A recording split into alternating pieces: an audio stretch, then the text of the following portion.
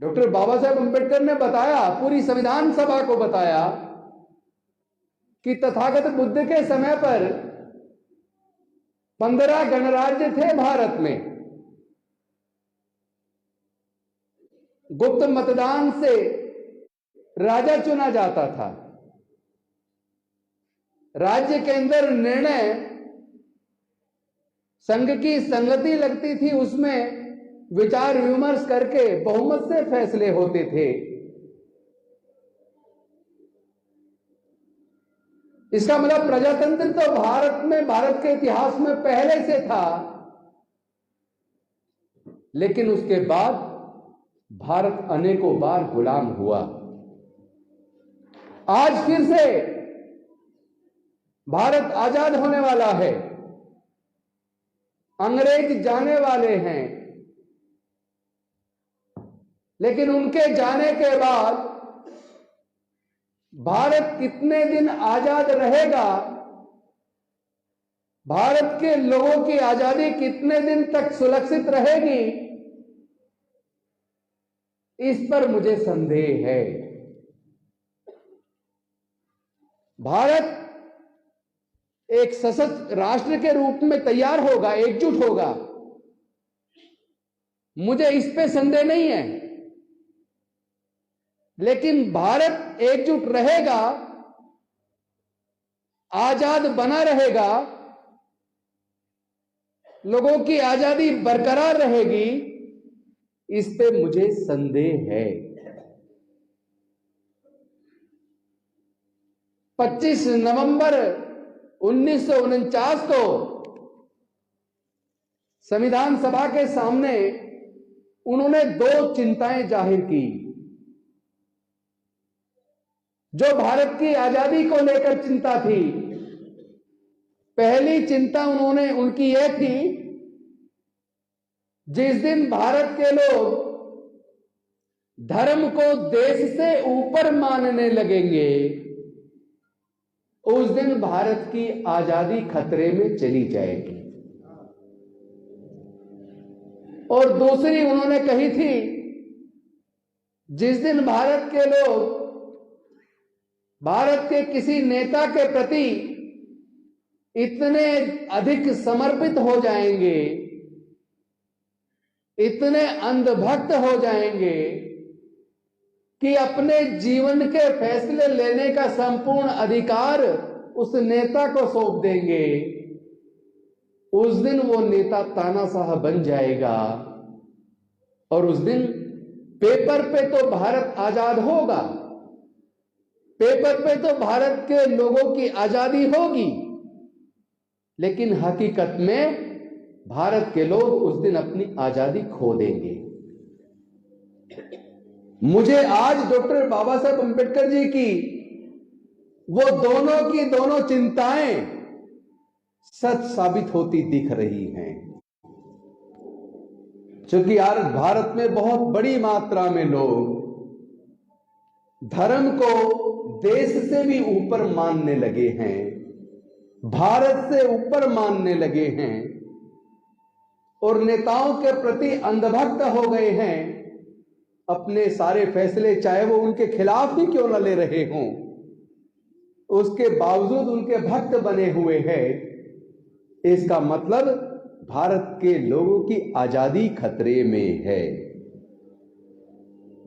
तो जिस प्रकार डॉक्टर बाबा साहेब अंबेडकर जी की वो 2 चिंताएं आज सच साबित हो रही हैं, उसी तरह अपने समाज को लेकर, बहुजन समाज को लेकर, जिस बहुजन समाज को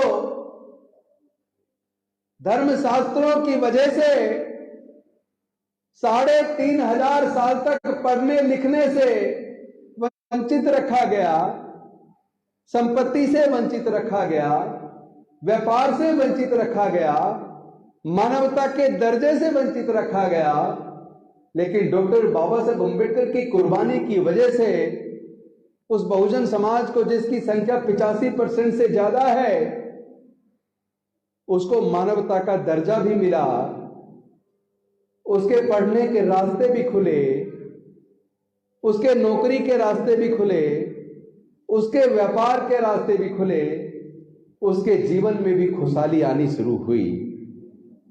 लेकिन आज जो देश के अंदर परिस्थितियां हैं, इन परिस्थितियों में मेरी कुछ चिंताएं हैं।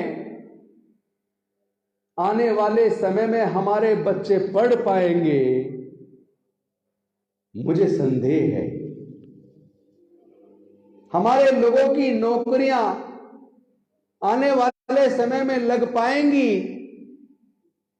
मुझे विश्वास है, संदेह नहीं है, मुझे विश्वास है उनकी नौकरियां अब खत्म हो जाएंगी। इस 85% से ज्यादा बहुजन समाज के लोगों के मानवता का दर्जा बरकरार रहेगा, मुझे इस पे संदेह है। और यह संदेह ऐसा ही नहीं है, इस संदेह का कारण है, पहले सभी सरकारी स्कूल होते थे, सबके बच्चे सरकारी स्कूलों में पढ़ते थे। तो डॉक्टर बाबा साहब अंबेडकर जी के हमारे बहुजन समाज के बच्चों के पढ़ने के रास्ते खोलने के बाद जब हमारे बच्चे स्कूल जाने लगे,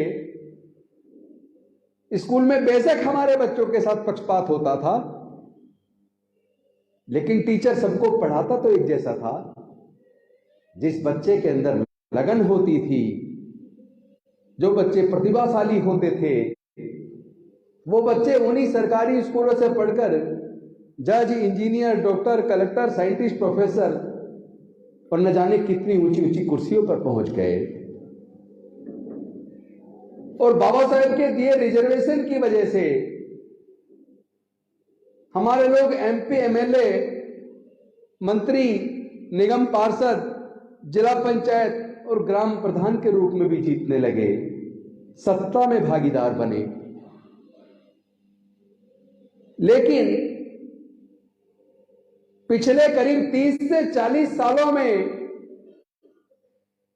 सरकारों ने षड्यंत्र के तहत, ताकि इस बहुजन समाज के, इस मजदूर, किसान, गरीब, दलित, पिछड़े, आदिवासी, इनके बच्चे जो पढ़ के जज, इंजीनियर, डॉक्टर, कलेक्टर बनने लगे, साइंटिस्ट बनने लगे, प्रोफेसर बनने लगे, तो उनको तकलीफ हो गई और उन्होंने षड्यंत्र किया। षड्यंत्र में सरकारों को शामिल किया और वो षड्यंत्र मैं आपके सामने आज पर्दाफाश करता हूं इस अजमेर की धरती पर।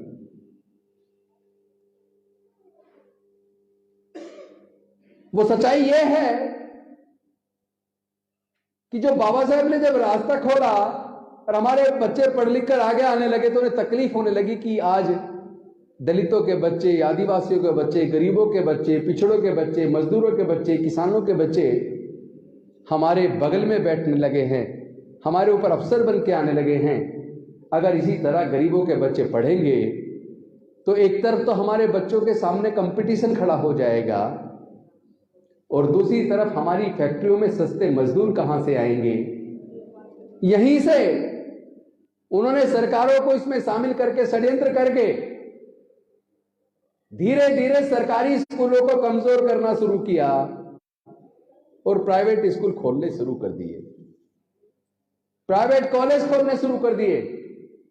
जबकि सच्चाई यह है, हमने तो सर्वे करवाया कि देश के सर्वोच्च न्यायालयों में, उच्च न्यायालयों में या जिला न्यायालयों में जो जज बने हैं या जो हमारे senior doctor, senior engineer, senior scientist, senior professor बने हैं, वो सरकारी स्कूलों से पढ़े हैं या प्राइवेट से पढ़े हैं। तो सर्वे में निकल कर आया 98% सर्वोच्च न्यायालय, उच्च न्यायालय, जिला न्यायालय के जजेस, senior scientist, senior professor, senior doctor, senior engineer 98% सरकारी स्कूलों से पढ़े हैं। इसका मतलब सरकारी स्कूलों में पढ़ाई का स्तर बहुत अच्छा था। गरीबों के बच्चे भी सरकारी स्कूलों से पढ़ के तरक्की करने लगे थे। लेकिन उन्होंने एक षड्यंत्र करके अब से 30-40 साल पहले षड्यंत्र रचा और धीरे धीरे प्राइवेट स्कूल खुलने शुरू हो गए और सरकारी स्कूलों को कमजोर करना शुरू कर दिया। बाद में मिड डे मील ले आए ताकि बच्चे पढ़ने की बजाय बैग में थाली लेकर आए, 2 घंटे टीचर खाना खिलाने में गंवा दे। तो सरकारी स्कूलों के पढ़ाई के स्तर को जानबूझ के गिरा दिया। और वो यहां तक ही नहीं रुकी सरकारें, फिर भी उनका पेट नहीं भरा, फिर एक और पॉलिसी ले आए, नो डिटेंशन पॉलिसी।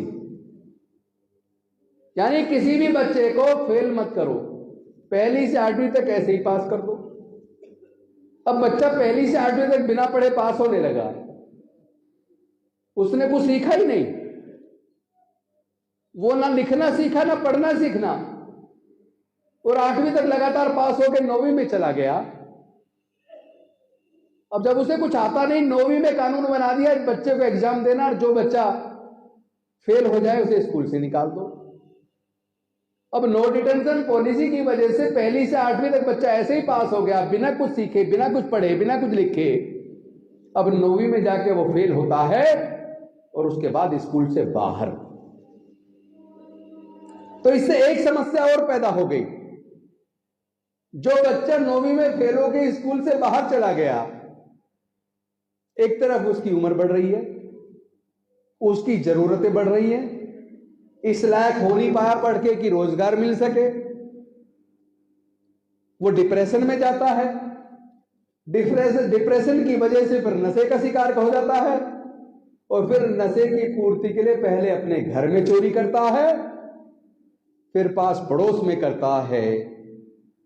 ना तो उस बच्चे को बेचारे को पता चलता, ना उसके माँ बाप को पता चलता कब में वो बच्चा नशे का आदी हो गया और कब में वो बच्चा क्रिमिनल हो गया।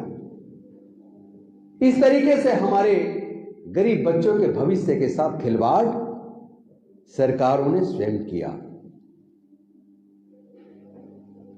और वो केवल यहीं तक नहीं रुके, इससे भी आगे चले गए।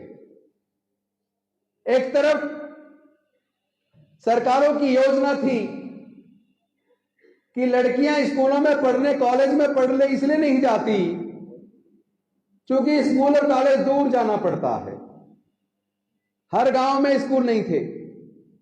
हमारे जो बुजुर्ग बैठे वो जो पढ़े लिखे उनको पता होगा, 10-10, 15-15, 20-20 किलोमीटर दूर लोग पढ़ने जाते थे।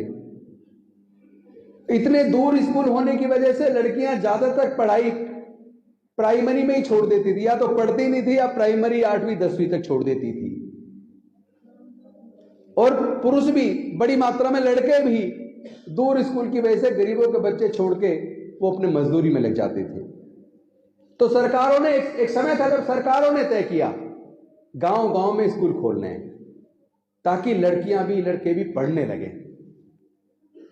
और एक आज की सरकारों ने नई एजुकेशन पॉलिसी में तय कर दिया कि जिस स्कूल में 3500 से कम बच्चे हैं उन स्कूलों को बंद कर दो, कई स्कूलों को मिलाकर मर्ज कर दो। यानी फिर से अब बच्चों को 8-8, 10-10 किलोमीटर चल के स्कूल जाना होगा, और इसका नतीजा ये होगा हमारी बेटियां, हमारी बहनें, हमारे बच्चे फिर से स्कूल से बाहर हो जाएंगे। और केवल यहीं तक नहीं रुके वो, इस न्यू एजुकेशन पॉलिसी में उन्होंने एक काम और किया। उन्होंने यूनिवर्सिटीज को कैटेगराइज कर दिया, A grade university, B grade university, C grade university. A grade university में पूरा खर्चा बच्चे को खुद उठाना होगा, जो लाखों रुपए में होगा, लाखों रुपए की फीस देनी होगी एक साल में। बी ग्रेड यूनिवर्सिटी में 75% खर्चा बच्चों को खुद उठाना होगा, वो खर्चा भी 75,000 से लेकर ऊपर कितना भी हो सकता है, उसे भी हमारे बच्चे नहीं उठा पाएंगे खर्चे को। और तीसरी यूनिवर्सिटी होंगी सी ग्रेड, जहां से बच्चे पढ़ लिख के कोई कामयाब नहीं हो पाएंगे, उसमें भी 25% खर्चा बच्चे को खुद उठाना होगा, सी ग्रेड यूनिवर्सिटी में भी। वो इतना होगा, उसमें भी हमारे बच्चे बहुत कम जा पाएंगे। मैं आप सबसे पूछना चाहता हूं, ऐसे कौन से कारण हैं कि सरकारी इंजीनियरिंग कॉलेज में, मेडिकल कॉलेज में, बीआर के कॉलेजेस में लेके 1.5 लाख से 2.5 लाख तक की सालाना फीस का खर्चा है। सरकारी इंजीनियरिंग कॉलेज की बात कर रहा हूं, प्राइवेट की नहीं। केवल फीस का खर्चा बता रहा हूं, उसके बाद हॉस्टल का खर्चा, खाने का खर्चा अलग।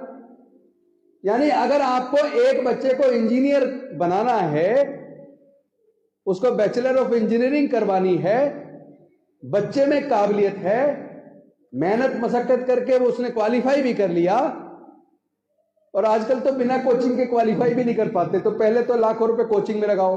आप पे तो राजस्थान के कोटा में कितने पूरे देश से लोग कोचिंग के लिए आते हैं, लाखों रुपए तो कोचिंग में खर्च करते हैं। और उसके बाद बच्चे ने क्वालिफाई भी कर लिया, अब उसको करने के लिए 4 साल का कोर्स, उसके पूरे फीस का खर्चा, हॉस्टल का खर्चा, किताबों का खर्चा, खाने का खर्चा, सारे खर्चे जोड़ लिए जाएं तो 12 लाख से 15 लाख रुपया एक बच्चे को इंजीनियरिंग का कोर्स कराने के लिए आपको खर्च करना पड़ेगा। क्या हमारे 99% लोग, 99 कह रहा हूं मैं बहुजन समाज के, 99 यानी 100 में से 99 बहुजन समाज के लोग अपने एक बच्चे की पढ़ाई पर 12 से 15 लाख रुपया खर्च करने की क्षमता रखते हैं क्या? नहीं रखते ना। इसका मतलब आप, जो मेरी चिंता है आपके बच्चों को हायर एजुकेशन से पूरी तरह बाहर कर देने की, वो साजिश खुद सरकारों ने रच दी और आप लोग अनभिज्ञ रहे, इसलिए वो कामयाब हो गई। तो एक तरफ तो आपके बच्चों से नौकरियां गई क्योंकि उन्होंने भारत के सरकारी संस्थानों को बेच दिया।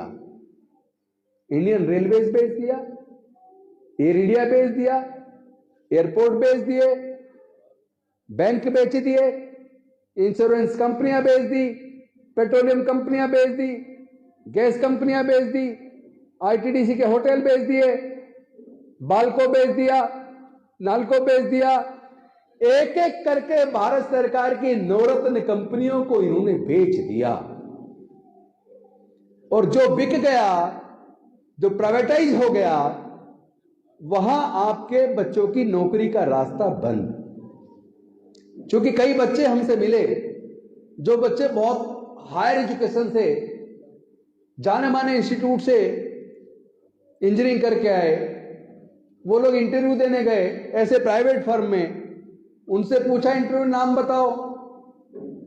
अब आप समझ लो, जो बेचारे अनुसूचित जाति जनजाति पिछड़े वर्ग के बच्चे हैं, वो तो नाम, जैसे ही नाम बताते पूछेंगे पूरा नाम बताओ।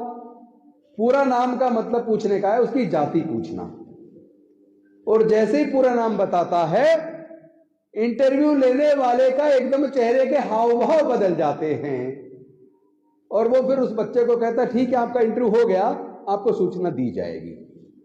सूचना दी जाएगी का मतलब है अपने घर जाओ। तो आपके बच्चों की नौकरियां भी गई, आपके बच्चों की पढ़ाई भी गई। तो जो चिंताएं डॉक्टर बाबा साहब अम्बेडकर जी ने 25 नवंबर 1949 को जाहिर की थी, एक तरफ वो चिंताएं सच साबित हो रही हैं। आपके बच्चों का भविष्य अंधकार की तरफ जा रहा है, आपके बच्चे फिर से गुलाम होने वाले हैं। जैसे आपको पता होगा, ज्योतिबा फूले जी ने कहा था, ज्ञान बिना मति गई, मति बिना नीति गई, नीति बिना गति गई, गति बिना धन गया, धन के अभाव में बहुजन समाज के लोग गरीब हो गए और उसके बाद गुलाम हो गए। और ये सारा नुकसान केवल अज्ञानता की वजह से हुआ, ज्ञान ना मिलने की वजह से हुआ। तो जब फिर से सरकारों की साजिश के तहत हमारे बच्चों से ज्ञान फिर से छीनने वाला है, तो ज्ञान गया तो मति गई, मति गई तो नीति गई, नीति गया तो गति गई, और गति गया तो धन गया, और धन के अभाव में हमारे लोग